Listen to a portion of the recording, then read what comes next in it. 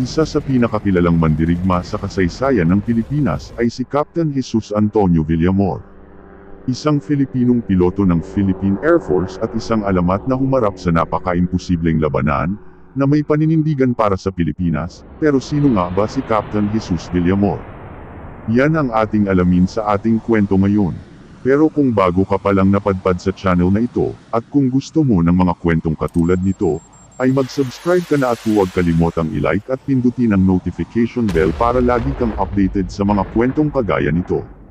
Si Jesus Antonio Flores Villamor ay ipinanganak noong ika-7 ng Nobyembre taong 1914 hanggang sa kanyang pagkamatay noong ika-28 ng Oktubre taong 1971 ay isang Filipino-American na piloto, especially iya, at Medal of Valor awardee na nakipaglaban sa mga Hapones noong World War II.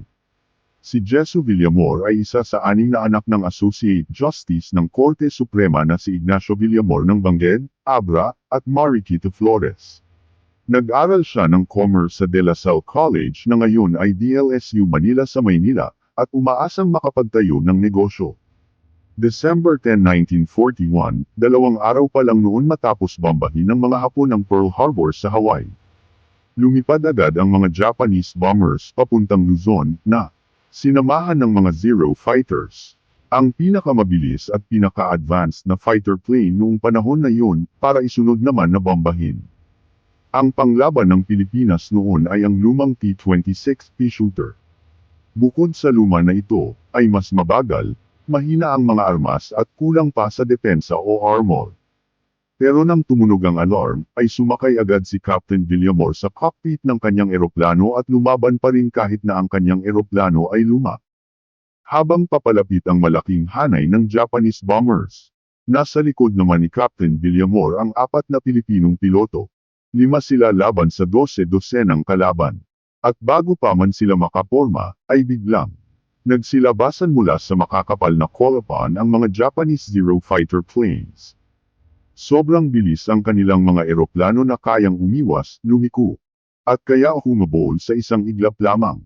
Pero imbes na matakot at umatras, ay dumiretso agad si Captain Villamor sa gitna ng formation ng mga kalaban. Wala nang atrasan, hindi na siya nagdadalawang isip pa.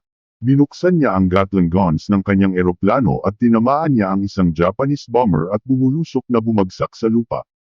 Bumalik siya ulit at bumuwelo patungo sa direksyon ng mga kalaban at lumaban muli.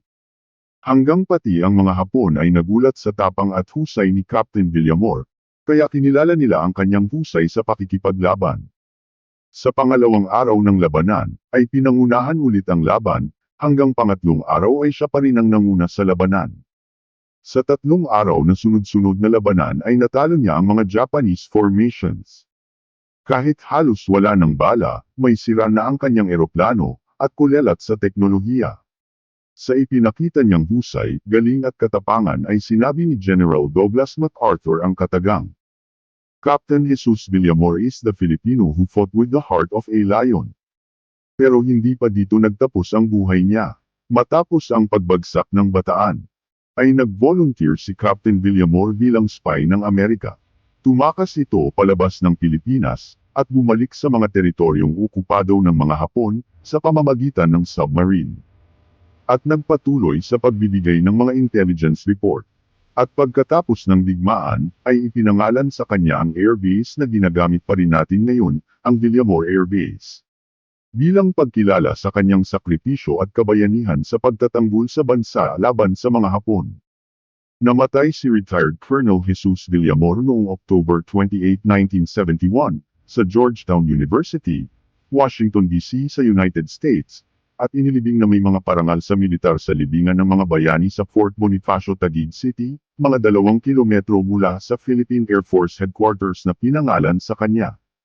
Ano ang masasabi mo sa kabayanihan ni Jesus Villamor? Mag-comment ka lang at ating babasahin at paki-like and subscribe na din dahil malaking tulong po ito para sa amin bilang content creator.